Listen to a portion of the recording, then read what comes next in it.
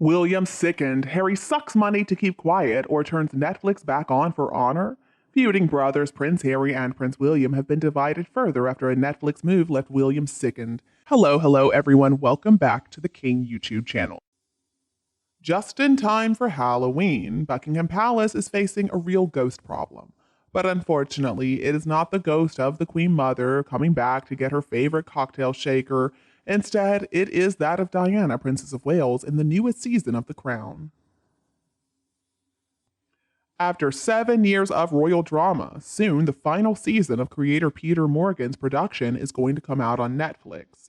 Now it has been revealed that this, the 6th season of the Buckingham Palace telenovela, is going to feature the ghost of the late princess speaking to, in different scenes, the late Queen and the current King, King Charles. And already people are talking about some of the more controversial scenes. But there are only a couple of people out there whose opinion on this really matters. Diana's 2 sons, Prince William and Prince Harry. Now these days, Prince William is just a normal dad doing school runs. And Prince Harry is living in California now doing, we're not sure exactly what. Surprise, surprise, one of the brothers is reportedly totally sickened by the scenes with Diana. And the other, of course, is an employee of Netflix. It's pretty clear who is who in this situation. Speaking with the Daily Beast, Tom Sykes, a friend of William's, has reported, "It's incredibly hurtful to have his mother exploited over and over again in this tawdry fashion by Netflix. He won't watch it, but he will be totally sickened by it." And I can imagine this must be incredibly painful and difficult for William to be facing. William has never publicly talked about the Netflix series, but when it comes to speaking out against people who have leveraged the memory of his mother for their own ends, he hasn't been shy in the least. Just think about what happened in 2021. He released that video statement after the BBC's Dyson report found that journalist Martin Bashir had tricked Diana into giving that infamous 1995 Three of Us in the Marriage interview. He criticized the interview, he said that it created a false narrative, and he said that it should never be aired again. And what about Harry? Well, it seems like Harry, compared to his brother, isn't bothered by any of this. As if the royal brothers didn't already have enough to disagree on, now we can add this Netflix series to the very long list. It's also important to remember that Meghan and Harry rely on Netflix for a paycheck. Seems like Harry has no problem getting into bed with the same corporation that is now using his own mother's ghost to entertain people. And that's just another reason that Prince William is so furious at his brother right now, according to the friend who spoke with Sykes. The pal told The Beast William is angry about a lot of things in connection with Harry. His decision to work with Netflix, who have ruthlessly exploited the family, is certainly one of them. We know Harry's got a temper on him, but it looks like he doesn't care that Netflix over and over again has taken the lives of his family members and even himself in this latest season and turned them into entertainment. In 2021, he even stood up for the show, saying it gave a rough idea of the demands of putting duty and service above family and everything else. He said, "I am way more comfortable with The Crown than I am seeing stories written about my family or my wife." He said that The Crown is obviously fiction, take it how you will. Now, in 2020, his uncle Earl Spencer shared a completely different opinion. He said, "The worry for me is that people see a program like that and they forget that it is fiction. I find Americans tell me they have watched The Crown as if they have taken a history lesson. Well, they haven't." More recently, in January of this year, The Late Show's Stephen Colbert asked Harry whether he watches the show and fact-checks it. And his response was, "Yes, I do actually." Which, by the way, another reason why it is so important that history has it right. Even though Harry has had a big problem with the press using his own life to make money, he has a very laid-back attitude when it comes to The Crown.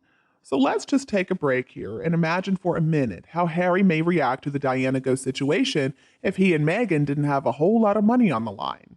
Would we be seeing such a casual approach to this series? Ever since Megxit, Harry has made a career out of taking on Fleet Street, alleging phone hacking and unlawful information gathering. He claims that he and Meghan are trying to fight disinformation and misinformation, trying to reduce the damage from social media, especially on young people.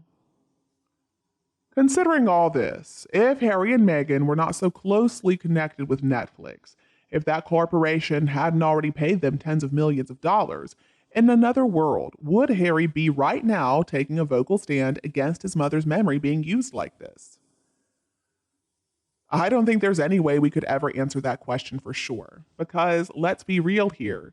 Harry, by signing that deal with Netflix, basically made it so that he cannot say a thing about the company, even though they are using his late mother's memory in a really disgusting way. It's now been a little over 3 years since Meghan and Harry signed with Netflix, and during that time, they have produced 3 separate series. And when it comes to viewing figures, really only one of those series did well.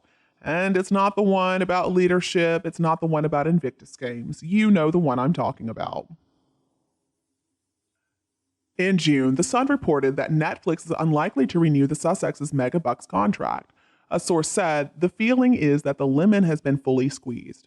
Later that same month, the same paper also reported that the couple had been told to come up with more must-watch shows for Netflix if they want to be paid £40 million in outstanding fees.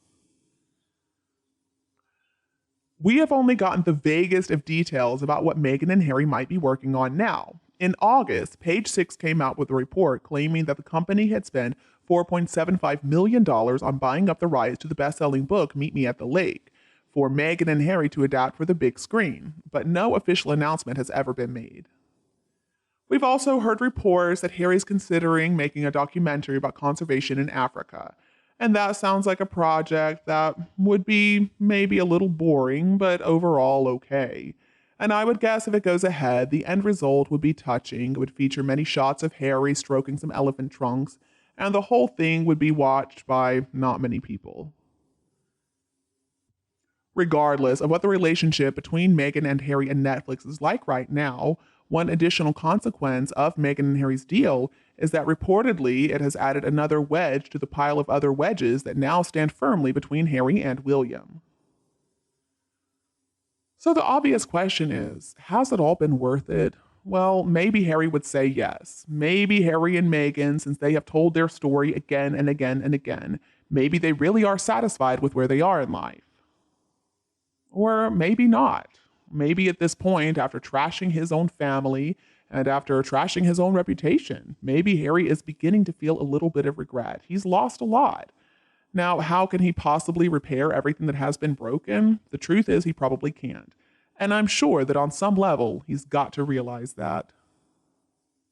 And you, what do you think about them? Please tell me your opinion below in the comments. If you think my video is useful, don't be afraid to like and share it with your relatives and friends who would enjoy it as well. Please don't forget to subscribe to our The King YouTube channel to get more updates in the future. Thank you so much for tuning in. Have a lovely evening, and we'll be back to see you tomorrow. Bye. I love you all.